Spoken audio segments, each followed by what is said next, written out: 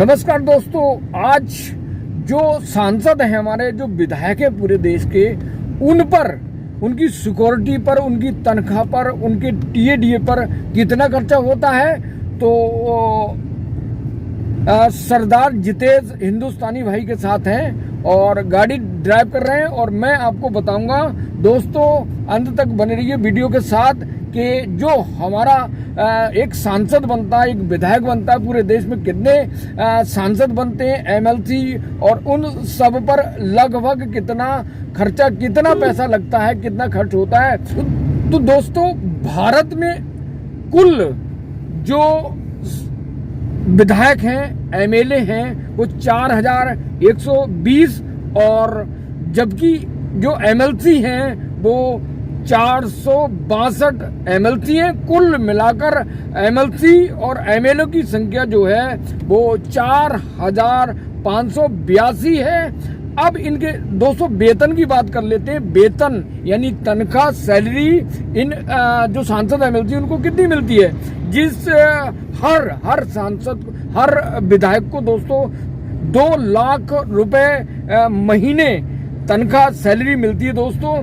अब आगे इनकी बात करते हैं। 2 लाख के हिसाब से जो 4582 सांसद हैं उनको तकरीबन 91 करोड़ 64 लाख रुपए प्रति वर्ष खर्च होता है, जिसमें एक वर्ष का अगर हम औसत एवरेज निकालें तो लगभग 1100 करोड़ रुपए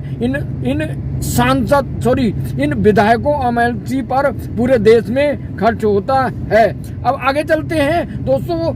लोकसभा सदस्य और राज्यसभा सदस्यों की संख्या जो है अपने देश में, भारत में 776 सांसद हैं। जिस सांसद को, उन सांसद जो राज्यसभा के हों चाहे लोकसभा के, उनको प्रति सांसद को दोस्तों 5 लाख रुपए सरकार देती है। अब आगे चलते हैं, क्योंकि मैंने मुद्दा इसलिए उठाया है इसलिए क्योंकि अटल बिहारी वाजपेयी सरकार ने जो पूरे 62 साल जो कर्मचारी सरकारी नौकरी करते हैं, चाहे वो केंद्र के, राज्य के, उनको ना तो ओपीएस दिया जा रहा है, ना तो एनपीएस, ओपीएस की जगह एनपीएस दिया जा रहा है।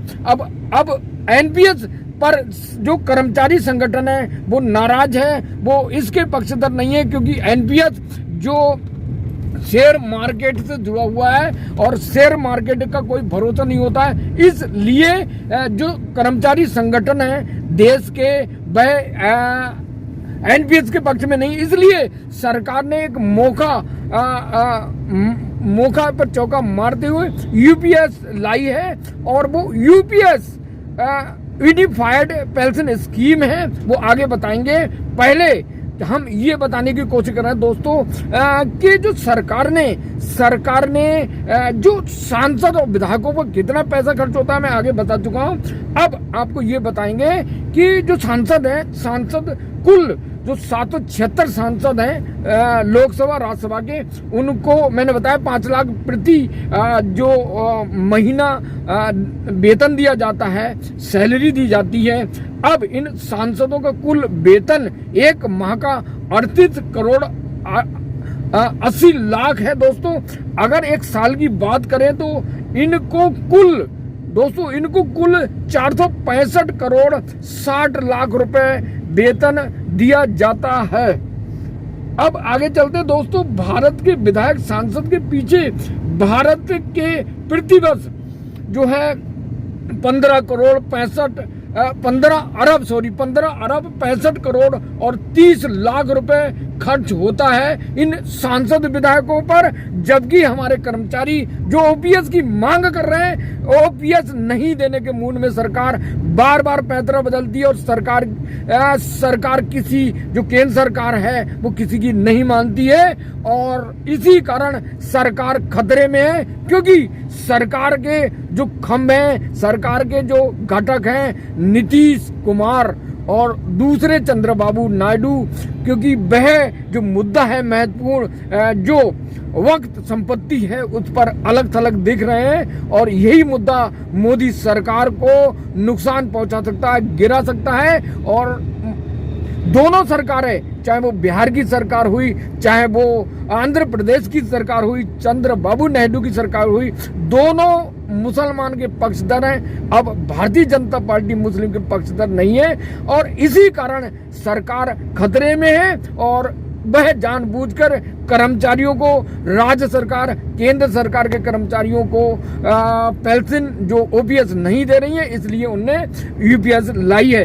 अब आगे चलते हैं कि जो खर्च होता है, अब अगले खर्चे की बात करते हैं। ये तो हो गया सांसद विधायकों की जो तनख्वाह है, वेतन है, उस पर खर्च होता है दोस्तों। अब इसके अलावा जो मूल वेतन की बात हो गई, अब इसके अलावा दोस्तों खाना भी खाते हैं, यात्रा भी करते हैं, इलाज भी होता है, विदेश भी जाते हैं, शहर सपाटा वगैरह खर्च करते हैं। इन सब पर दोस्तों नजर डालते हैं कि कितना खर्च होता है। इन पर 30 अरब खर्च होता है विधायक सांसदों पर। ये जो इलाज वगैरह, यात्रा वगैरह और सैर सपाटा वगैरह, ठीक है।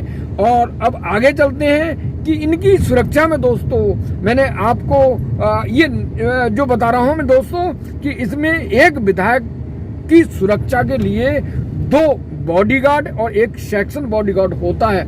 उनमें जो यानी कि कुल मिलाकर 7 पुलिस कर्मी तैनात रहते हैं एक विधायक की सुरक्षा में।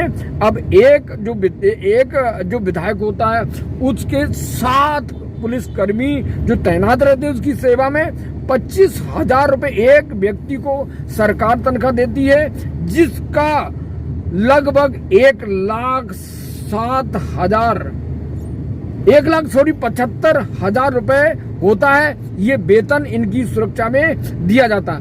अगले चलते हैं और जो देश में जो विधायक हैं 4,582, उनकी सुरक्षा का सालाना खर्चा तकरीबन 9 अरब 62 करोड़ रुपए और 22 लाख रुपए प्रति वर्ष बैठता है। इस प्रकार संसद की जो सुरक्षा है उसके लिए 164 करोड़ रुपए खर्च होता है दोस्तों।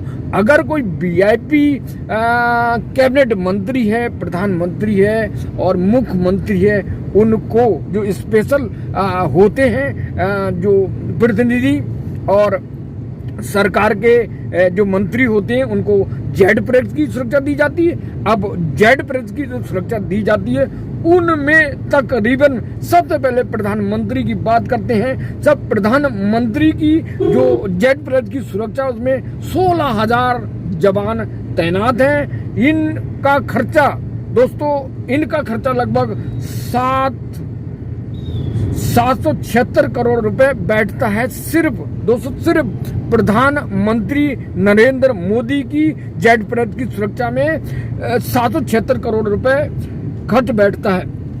इस प्रकार नेता की अगर लगभग जो 20 अरब रुपए खर्च होता है, जो सत्ताधारी नेता अगर जेड प्लस की सुरक्षा लेते हैं दोस्तों तो उस पर 20 अरब रुपए खर्च होता है। उनकी जान को खतरा है। अगर उनकी जो नेता होते हैं प्रधानमंत्री और बड़े बड़े सत्ताधारी, उनकी सुरक्षा के लिए, क्योंकि उनको जान को खतरा रहता है, इसलिए सरकार उन्हें जेड प्लस की सुरक्षा उपलब्ध कराती है। तो दोस्तों इस तरह देश में कम से कम 50 अरब रुपए खर्च होता है। और इसके अलावा राज्यपाल, भूतपूर्व नेताओं की पेंशन और पार्टी के अध्यक्ष और उनकी सुरक्षा यादी भी शामिल नहीं की। अगर उस पर जोड़ते हैं ये जो 50 अरब रुपए से ऊपर बैठ जाएगी दोस्तों, तो जो सांसद लगभग 100 अरब रुपए खर्च कर रहा है, जो सांसद विधायकों पर खर्च हो रहा है, अगर वो कर्मचारियों पर खर्च होता, अगर उन्हें ओपीएस दे दी जाती तो कितना बढ़िया रहता। एक व्यक्ति, एक कर्मचारी पूरे 62 साल विषम परिस्थिति में सुख दुख के साथ नौकरी करता है, उसे सरकार पेंशन न देकर सांसद विधायकों को दे रही है। तो ये बंद होना चाहिए। सांसद विधायकों की पेंशन यह भत्ता है और इनकी सुरक्षा पे खर्चा है। अगर ये बंद होता तो अगर कर्मचारी को मिलता तो कितना बड़ा फायदा होता, कर्मचारी सुख चैन से रह सकते। लेकिन सरकार, देश की मोदी सरकार पिछले 10 साल से सत्ता में है और एक बार भी इस मोदी सरकार ने जो ओपीएस के बारे में नहीं सोचा, सरकार की पेंशन के बारे में नहीं सोचा। मोदी सरकार के एक्सपर्टों का कहना था, केंद्र सरकार के एक्सपर्टों का कहना था कि सरकार ओवरलोड हो जाएगी अगर उन्हें जो पेंशन दी जाती है ओपीएस, इससे ओवरलोड हो जाएगी और इन्हें ओपीएस से खुद इन्हें एनपीएस से खुद कर दिया जाए। एनपीएस जो जाता है दोस्तों कटकर हमारी तनख्वाह का लगभग 10% और उसी में 10% जो है सरकार देती है, वो योगदान करती है।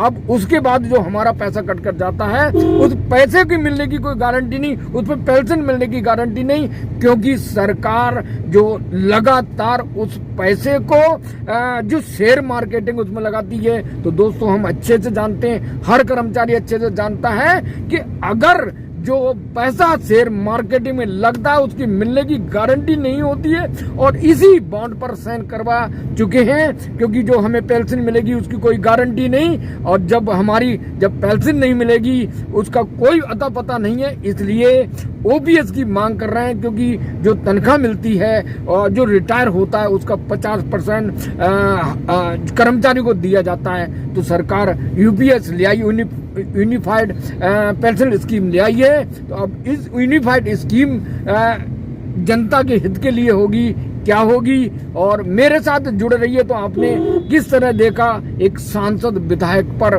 100 अरब रुपए खर्च होता है, और हमारे कर्मचारी पर अगर होता तो कितना अच्छा होता। कमेंट करिए कि सांसद की जो पेंशन है, सांसद की सुरक्षा खर्चा है, जो कैंटीन है, कैंटीन में जो 1 रुपए में खाना मिलता है वो बंद होना चाहिए, या शुरू रहना चाहिए, या कर्मचारी को ओपीएस बहाल होना चाहिए, या एनपीएस जो यूपीएस बढ़िया है। तो मुझे कमेंट करके बताएं, मेरे साथ जुड़ रहे। मैं सुशील बाबू सागर TPN 20 न्यूज से लगातार आपको न्यूज अपडेट देता रहूंगा। टीम TPN 20 न्यूज, नमस्कार।